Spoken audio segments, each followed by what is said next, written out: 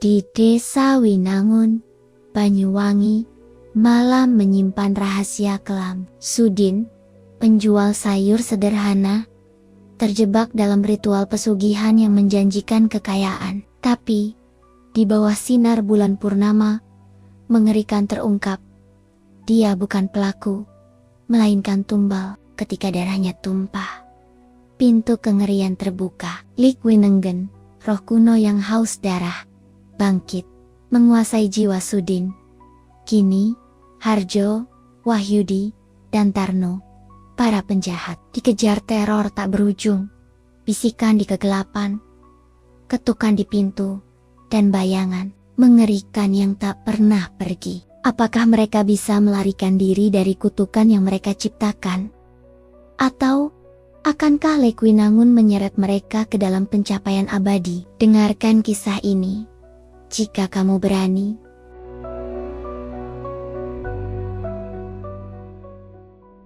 Desa Winangun, Banyuwangi, terperangkap dalam gelapnya tengah. Malam, angin dingin, menderu melintasi hamparan sawah, membawa aroma tanah lembab yang bercampur dengan bau busuk yang samar, seperti mayat yang ditinggalkan terlalu lama. Di ujung kampung, sebuah gubuk reot milik Sudin, pedagang sayur keliling, berdiri menyendiri. Diterpa bayang-bayang pohon beringin yang menjulang di dekatnya. Atap sengnya berkarat, dinding bambunya berderit diterpa hembusan malam, seolah-olah alam sendiri merasakan firasat buruk. Di dalam gubuk itu, Sudin duduk di lantai anyaman yang sudah usang. Wajahnya pucat bagai kain kafan. Keringat membanjiri keningnya, meski udara malam begitu dingin. Matanya gelisah, memandang tiga rekannya, Harjo, Wahyudi, dan Tarno, yang berdiri di hadapannya dengan ekspresi keras, tak terbaca, seperti patung-patung yang menyimpan rahasia kelam. Lo beneran yakin, Din? Ini bukan permainan? Tanya Harjo. Suaranya serak, seperti orang yang baru saja terbangun dari mimpi buruk. Matanya tertuju pada lilin merah besar yang menyala di tengah ruangan. Apinya berkedip-kedip, seolah menari dalam kegelapan. Lilin itu diletakkan di dalam lingkaran garam kasar yang ditaburi di lantai, dikelilingi sesajen yang mengerikan. Darah ayam yang masih segar menetes dari mangkuk tanah liat, bunga Kamboja yang layu dengan aroma kematian, dan sehelai kain kafan usang yang robek di ujungnya, seolah baru saja dicabut dari tubuh tak bernyawa. Sudin menelan ludah dengan susah payah. Tenggorokannya terasa kering. Gue udah mikir berkali-kali, Jo. Bisnis sayur gue hancur lebur, utang menumpuk di mana-mana, sampai bank dan lintah darat ngejar-ngejar. Kalau ritual ini beneran bisa bikin gue kaya raya, gue rela bayar apa aja yang diminta. Suaranya penuh tekad, tapi ada getaran halus yang mengkhianati ketakutannya. Wahyudi, yang selalu pendiam dan penuh perhitungan, mengangguk pelan. Tangannya meremas-remas ujung bajunya. Dukun bilang jelas, Din. Butuh tumbal, 1 nyawa. Untuk kekayaan abadi. Lo siap tanggung konsekuensinya? Matanya menatap Sudin. Tapi ada sesuatu di balik pandangannya, seperti bayangan keji yang tak bisa disembunyikan sepenuhnya. Siap, jawab Sudin cepat, meski nada suaranya berderit seperti pintu. Coba. Dia tak menyadari bahwa di balik kata-kata rekannya ada rencana jahat yang telah dirancang dengan cermat, rencana yang menjadikannya pion dalam permainan mengerikan ini. Tarno, yang dikenal sebagai yang paling bengis di antara mereka, menyeringai lebar. Giginya tampak kekuningan di bawah cahaya lilin. Bagus, Din. Malam ini kita selesaikan semuanya. Tapi dengar baik-baik. Jangan sampai lo goyah di tengah jalan. Arwah yang kita panggil gak suka orang yang mundur. Kata-katanya terdengar seperti ancaman, dan matanya berkilat dengan sesuatu yang lebih dari sekadar ambisi. Ada kegelapan di dalamnya, seperti lubang tanpa dasar. Sudin hanya mengangguk.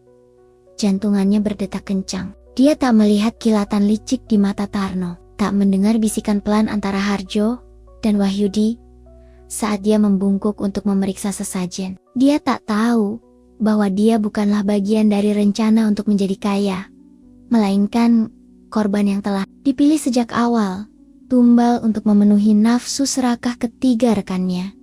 Malam itu, di bawah sinar bulan purnama yang pucat, ritual mengerikan itu dimulai. Seorang dukun tua yang wajahnya dipenuhi tato-tato aneh, yang tampak hidup di bawah cahaya lilin, melangkah masuk ke gubuk. Jubahnya compang-camping, baunya menyengat seperti tanah kuburan. Dia membawa sebuah kitab usang.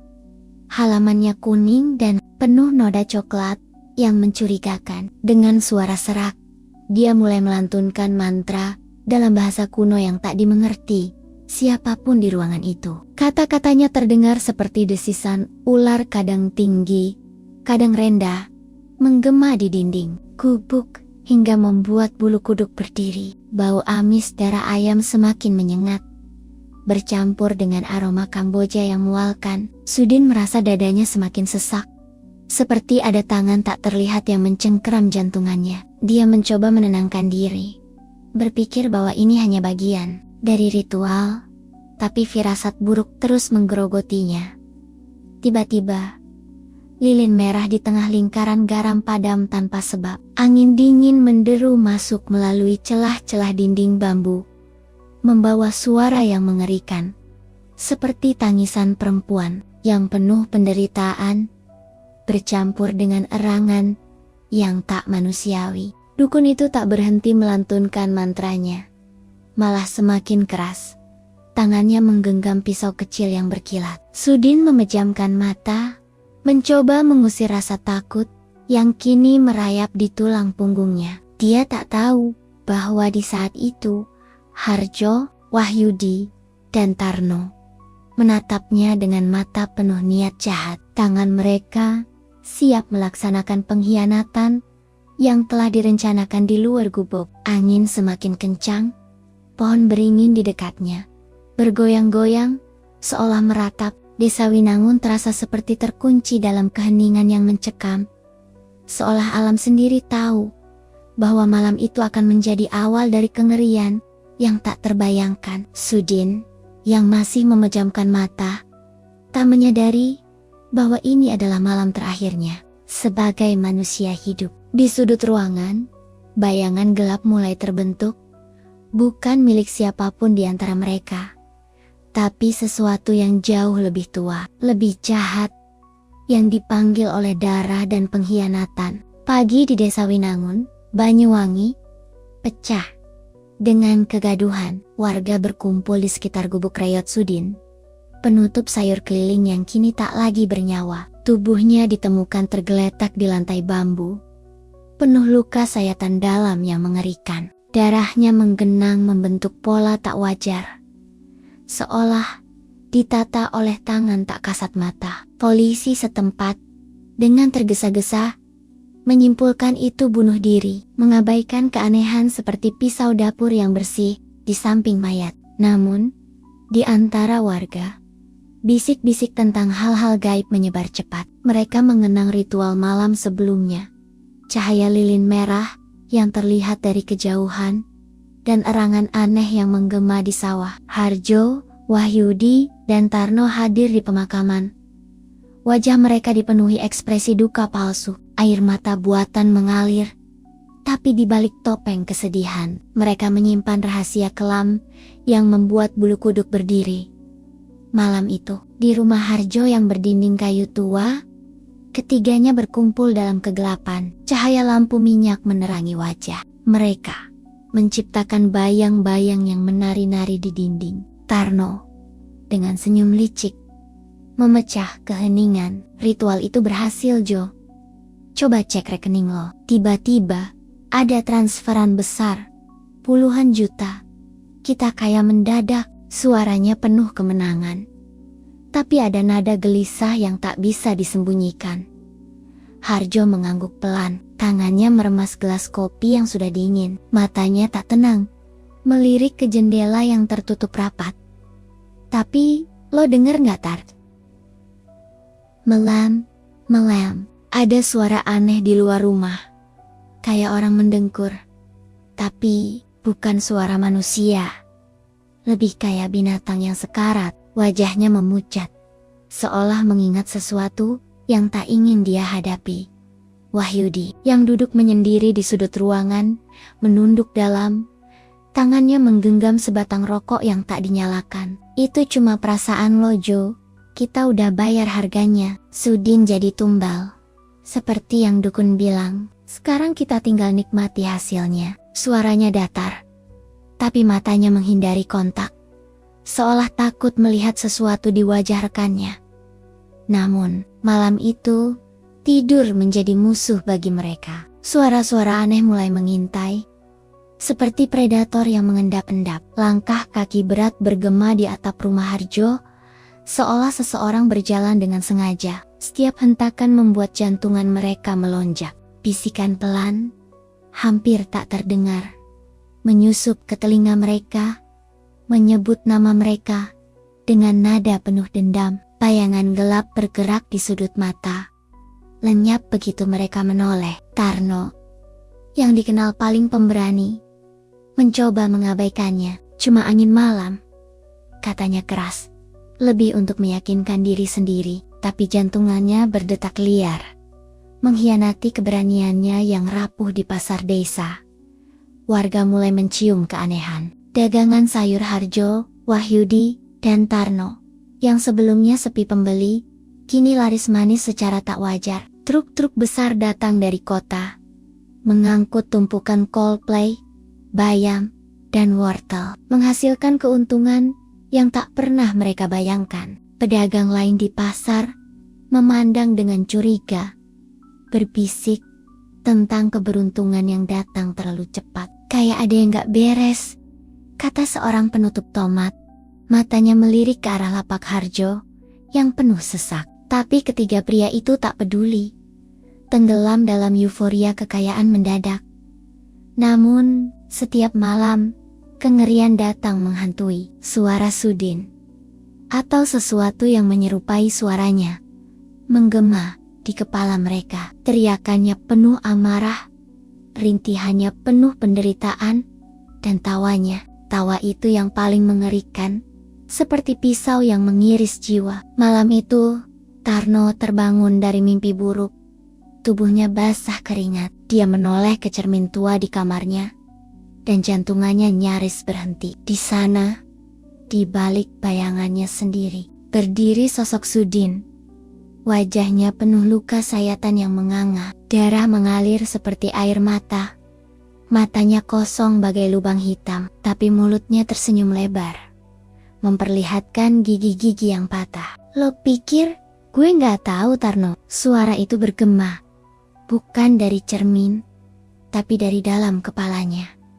Gue bakal balas. Lo semua bakal nyesel. Tarno menjerit, melempar cermin itu hingga pecah berkeping-keping. Pecahan kaca berserakan di lantai, tapi di setiap serpihan, dia masih melihat wajah Sudin, tersenyum, menatapnya dengan mata yang tak pernah berkedip. Di rumah Harjo, suara ketukan pelan di pintu tak berhenti, meski tak ada siapapun di luar. Wahyudi, yang mencoba tidur dengan lampu menyala, merasa ada napas dingin di tengkuknya, seperti seseorang berdiri tepat di belakangnya.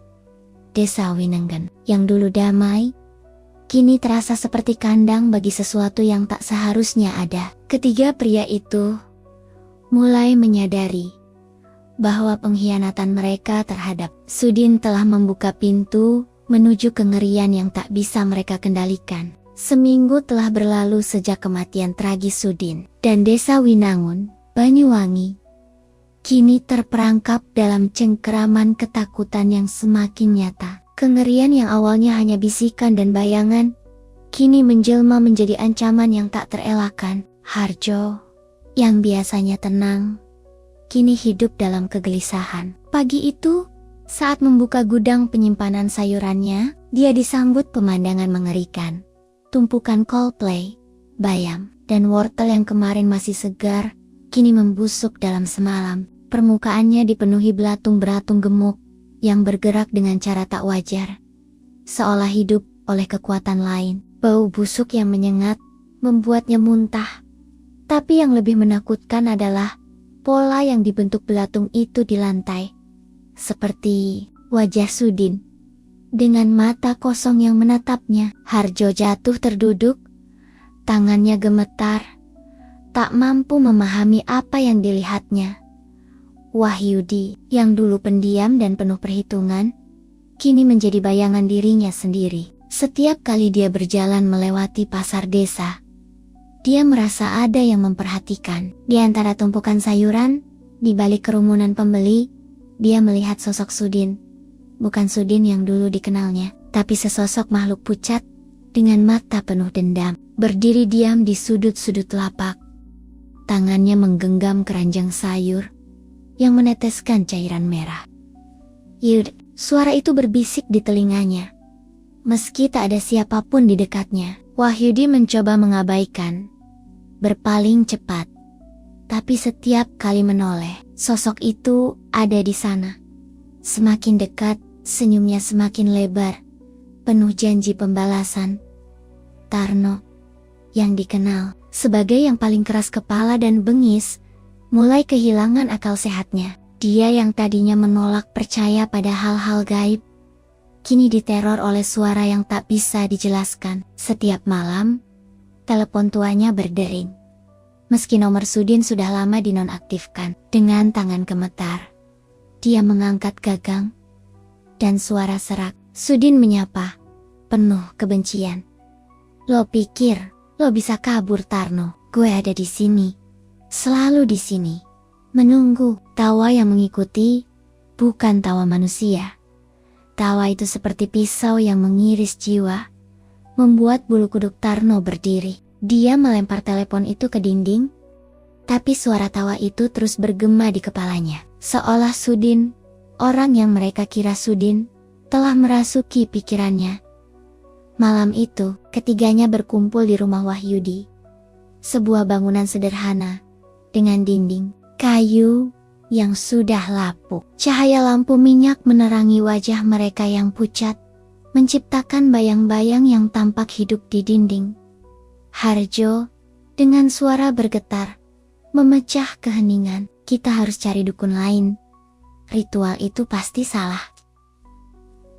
Mungkin, Sudin gak terima kita pakai dia sebagai tumbal. Matanya melirik ke jendela, seolah takut sesuatu akan muncul dari kegelapan. Wahyudi menggeleng pelan. Wajahnya dipenuhi ketakutan yang tak bisa disembunyikan. Dukun itu udah mati, Jo.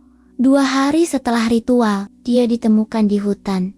Tubuhnya hancur, kayak diremukan oleh sesuatu yang bukan manusia. Tulang-tulangnya patah.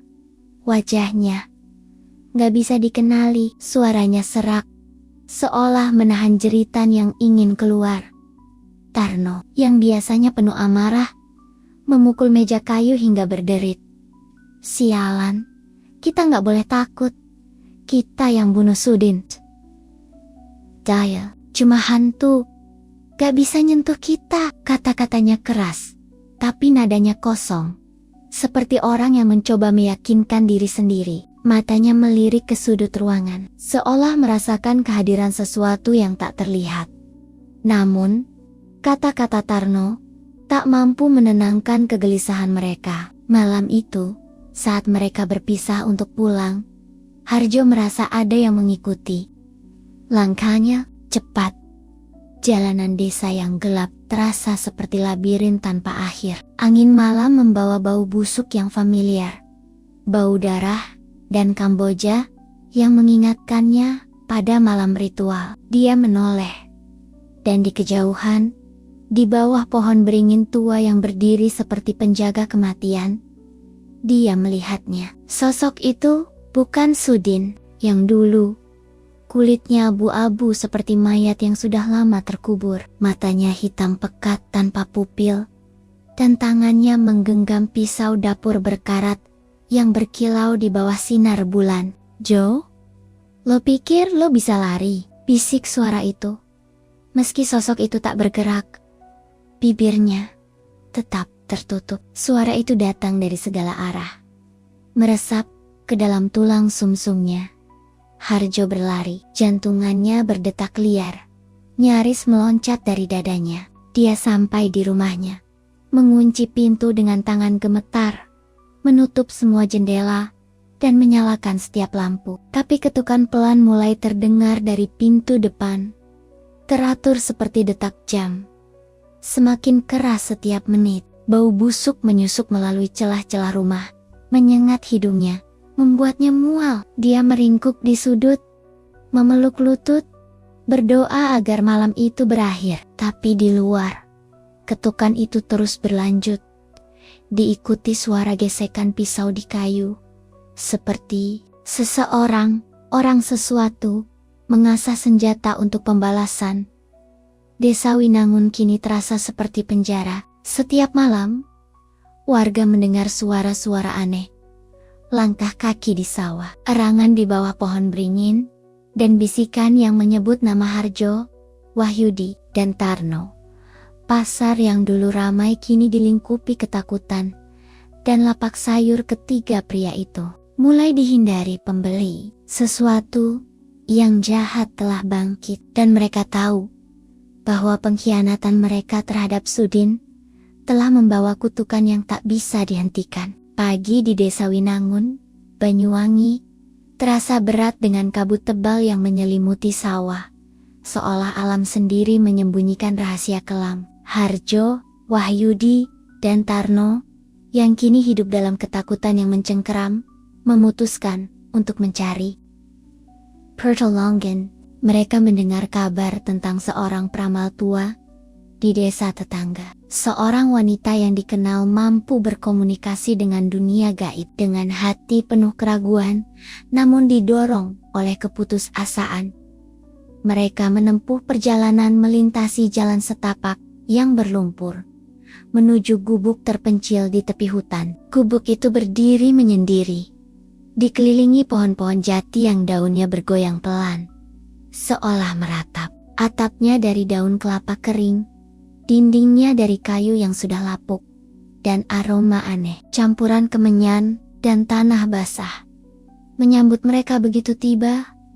Di dalam, seorang wanita tua duduk di tikar pandan yang usang. Matanya yang buta sebelah tampak berkabut, tapi tatapannya tajam, seolah bisa melihat jiwa mereka. Rambutnya putih acak-acakan, diikat dengan kain merah yang pudar. Dia menatap ketiganya, lalu tertawa kecil. Suaranya serak seperti daun kering yang diinjak. "Kalian pikir Sudin yang murka?" katanya. Nada suaranya penuh ejekan. "Bukan dia yang kalian harus takuti. Arwah yang kalian panggil bukan jiwa Sudin. Kalian telah membuka pintu untuk sesuatu yang jauh lebih kuno, lebih jahat, yang tak punya belas kasihan." Tarno, dengan sifatnya yang kasar dan tak sabaran, membentak, "Ngomong apa sih, nenek tua? Jangan bicara sembarangan. Kami cuma memakai Sudin sebagai tumbal untuk ritual itu." Suaranya keras, tapi ada getaran ketakutan yang tak bisa disembunyikan. Matanya melirik ke sudut-sudut gubuk yang gelap. Peramal itu menggeleng pelan, wajahnya tak menunjukkan sedikit pun rasa takut. "Ritual kalian kacau, darah Sudin hanyalah kunci, alat untuk membuka gerbang. Yang kalian panggil adalah Lik Winangun, roh kuno yang haus darah, yang telah terkubur selama berabad-abad di tanah desa ini. Sudin hanyalah korban pertama, pion dalam permainan yang kalian mulai. Sekarang, jiwa Sudin terperangkap, menjadi budak Lik dan Lek itu. Dia lapar, ingin lebih banyak nyawa." Suaranya dingin, setiap kata terasa seperti paku yang ditancapkan ke hati mereka. Ketiganya terdiam, napas mereka tersengal. Wajah Wahyudi memucat, kulitnya tampak seperti lilin yang meleleh. "Jadi, Sudin tidak sendiri?" tanyanya. Suaranya nyaris tak terdengar, seolah takut jawaban yang akan datang. "Bukan hanya tidak sendiri," jawab peramal itu. Matanya yang buta seolah menembus jiwa mereka. "Lek itu kini menggunakan tubuh Sudin sebagai wadah. Setiap malam, dia berkeliaran di sawah, menyanyi dengan suara yang bukan milik manusia, memanggil nama kalian satu persatu. Jika kalian tidak menghentikannya, dia akan mengambil nyawa kalian. Perlahan, dengan cara yang membuat kalian berharap tidak pernah lahir. Hening sejenak. Hanya suara angin yang menderu di luar gubuk. Harjo menelan ludah. Tangannya gemetar. Apa yang harus kami lakukan? Tanyanya. Suaranya penuh keputusasaan. Peramal itu memberikan mereka petunjuk untuk melakukan ritual penutup. Sebuah upaya terakhir untuk menutup gerbang yang telah mereka buka. Dia menyerahkan seikat daun kamboja kering, sebotol air yang dicampur abu, dan sebuah mantra tulisan tangan dalam bahasa kuno, memperingatkan bahwa ritual ini harus dilakukan dengan hati-hati. Di tengah hutan, tepat di bawah bulan purnama, malam itu, ketiganya berjalan ke dalam hutan Winangun, membawa sesajen yang diminta. Darah ayam yang masih hangat, bunga-bunga layu, dan kain kafan yang mereka curi dari kuburan tua. Di sebuah tanah lapang yang dikelilingi pohon beringin, mereka membentuk lingkaran dengan garam kasar, menyalakan api kecil di tengahnya, dan mulai melantunkan mantra yang diajarkan peramal. Suara mereka gemetar. Kata-kata kuno terasa asing di lidah, seperti racun yang meracuni udara. Asap dari sesajen naik, membentuk pola aneh di langit yang gelap, seolah alam sendiri menolak kehadiran mereka. Tiba-tiba, angin menderu keras, memadamkan api di tengah lingkaran. Pohon-pohon bergoyang liar, ranting-rantingnya patah seperti tulang. Yang retak, suara tawa mengerikan, bukan milik Sudin, tapi sesuatu yang lebih dalam, lebih jahat, menggema dari segala arah, mengguncang jiwa mereka. Kalian pikir mudah menutup pintu yang telah kalian buka? Suara itu bukan berasal dari satu titik, melainkan dari hutan itu sendiri, dari tanah, dari udara, dari kegelapan yang menyelimuti mereka. Tarno, yang berdiri di ujung lingkaran, menjerit tiba-tiba. Sesuatu yang tak terlihat menyeretnya dengan kekuatan mengerikan ke dalam kegelapan hutan. Tangannya mencakar tanah, kakinya menendang udara, tapi ceritanya cepat lenyap, ditelan oleh malam. Harjo dan Wahyudi, yang terpaku oleh ketakutan, lari meninggalkan lingkaran, tak peduli pada sesajen yang terbakar atau mantra yang belum selesai. Mereka berlari melalui semak dan ranting yang mencakar kulit mereka. Napas mereka tersengal, jantungan mereka berdetak seperti genderang kematian. Teriakan Tarno masih bergema di kepala mereka, penuh keputusasaan dan rasa sakit yang tak terbayangkan. Pagi harinya, warga menemukan tubuh Tarno di tengah sawah, terkoyak seperti daging yang disobek binatang buas. Matanya hilang, hanya lubang hitam yang menganga, dan mulutnya dipenuhi daun kolplay yang basah oleh darah. Di sekitar tubuhnya, tanah membentuk pola aneh, seperti lingkaran ritual yang mereka tinggalkan. Seolah Leak Winangun meninggalkan tanda bahwa dia belum selesai. Harjo dan Wahyudi, yang kini hanya berdua, kembali ke desa dengan wajah pucat dan jiwa yang retak.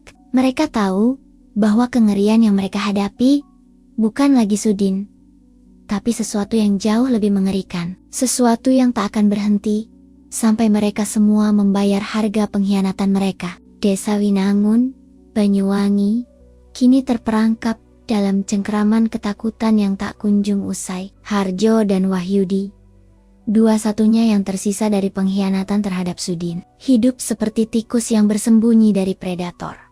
Mereka tak berani melangkah keluar rumah. Pintu dan jendela selalu terkunci rapat.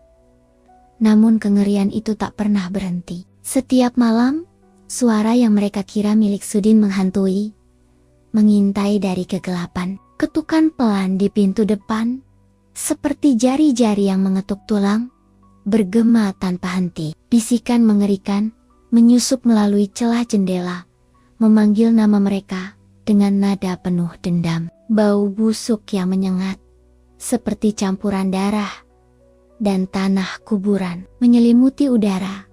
Tak peduli seberapa banyak mereka mencoba mengusirnya dengan kemenyan atau air suci. Di rumah Wahyudi, malam itu, dia duduk di lantai, memeluk lutut. Matanya liar menatap pintu. "Jo, kita harus kabur," katanya. Suaranya pecah oleh keputusasaan. "Kita tinggalkan desa ini, pergi jauh, ke kota, kemana saja.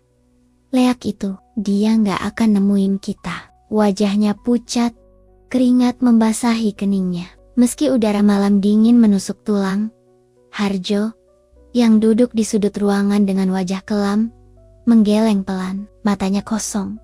Seperti orang yang telah menyerah pada nasib. "Gak ada gunanya, Yud. Dia tahu kita di mana.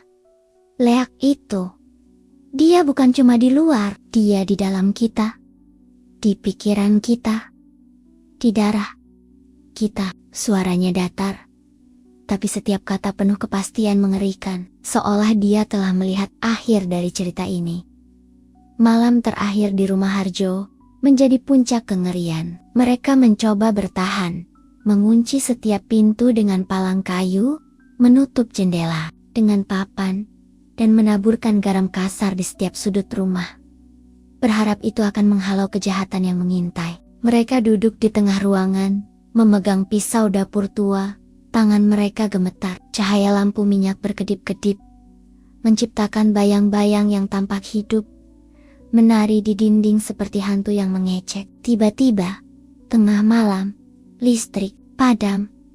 Tanpa sebab, kegelapan menyelimuti rumah, tebal dan mencekik, seperti kain kafan yang menutup dunia. Dalam keheningan itu, mereka mendengar suara langkah kaki di dalam rumah, berat, lambat, dan sengaja, seolah ingin mereka tahu bahwa tak ada tempat untuk bersembunyi.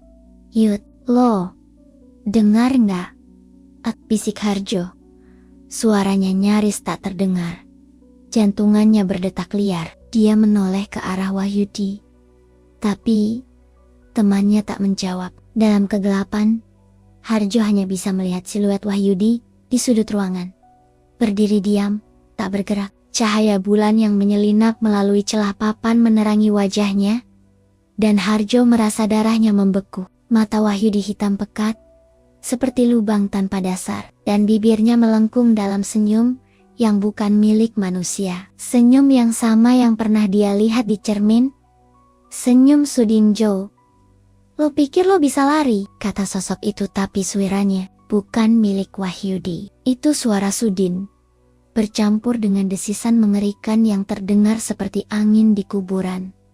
Harjo menjerit, tersandung ke belakang, mencoba meraih pintu, tapi gagang pintu tak bergerak, seolah dilem oleh kekuatan tak kasat mata. Di belakangnya, sosok yang dulunya Wahyudi mendekat. Langkahnya pelan tapi pasti. Tangannya menggenggam pisau dapur berkarat, pisau yang sama yang mereka gunakan untuk mengorbankan Sudin dalam ritual terakhir. Cahaya bulan memantul dari bilah pisau, menciptakan kilatan yang seperti mata yang mengintip dari kegelapan. "Lo gak bisa lari, Jo," bisik suara itu lagi, kini lebih dekat. Napas dinginnya terasa di tengkuk Harjo. Dia berbalik, tapi yang dia lihat bukan lagi Wahyudi, melainkan sosok Sudin. Kulitnya abu-abu, wajahnya penuh luka menganga, dan matanya kosong, namun penuh kebencian yang membara. Harjo mencoba berlari ke sudut ruangan, tapi kakinya terasa seperti terikat rantai. Dia jatuh, merangkak, menjerit, meminta tolong, tapi suaranya tenggelam dalam tawa mengerikan yang menggema di seluruh rumah. Sosok itu mendekat. Pisau di tangannya meneteskan cairan hitam yang berbau busuk. "Kalian pikir kalian bisa mencuri hidupku?" Suara itu bergema, kini bercampur dengan nada yang bukan manusiawi, seperti ribuan suara yang berbisik serentak. "Leak Winangun gak pernah puas, Jo. Dan sekarang, giliran lo." Pagi harinya, desa Winangun kembali diguncang kegaduhan. Warga yang memberanikan diri mendekati rumah Harjo menemukan pintu terbuka lebar, meski malam sebelumnya terkunci rapat. Di dalam, rumah itu kosong, Tidak ada tanda Harjo atau Wahyudi, tapi dindingnya penuh dengan coretan darah yang masih basah, membentuk kata pembalasan dalam huruf-huruf yang kasar, seolah ditulis oleh tangan yang penuh amarah. Lantai dipenuhi garam yang tercerai-berai, dan bau busuk yang tak tertahankan membuat warga mundur dengan mual. Di pasar desa, lapak sayur milik Harjo dan Wahyudi kini terbengkalai. Tumpukan kolplay dan bayam membusuk dalam semalam, dipenuhi belatung yang bergerak dengan pola aneh, seperti menulis pesan yang tak bisa dibaca. Warga bersumpah mereka melihat sosok Sudin di sawah setiap malam, berdiri di tengah kabut, memegang keranjang sayur yang meneteskan darah merah pekat. Matanya menatap kosong ke arah desa legenda Lik Winang yang dulu hanya cerita pengantar tidur, kini hidup kembali di Winangun. Nama Sudin menjadi bisikan kengerian yang tak pernah reda, diucapkan dengan takut oleh anak-anak dan orang tua di malam yang gelap. Rumah Harjo ditinggalkan kosong, tak ada yang berani mendekat. Di hutan, di bawah pohon beringin tua, warga kadang mendengar nyanyian aneh, suara yang bukan manusia, memanggil nama-nama yang telah hilang. Desa Winangun kini terasa seperti tempat yang dikutuk, di mana bayang-bayang Lik Winangun dan jiwa Sudin yang terperangkap terus mengintai menunggu korban berikutnya yang berani menantang kegelapan.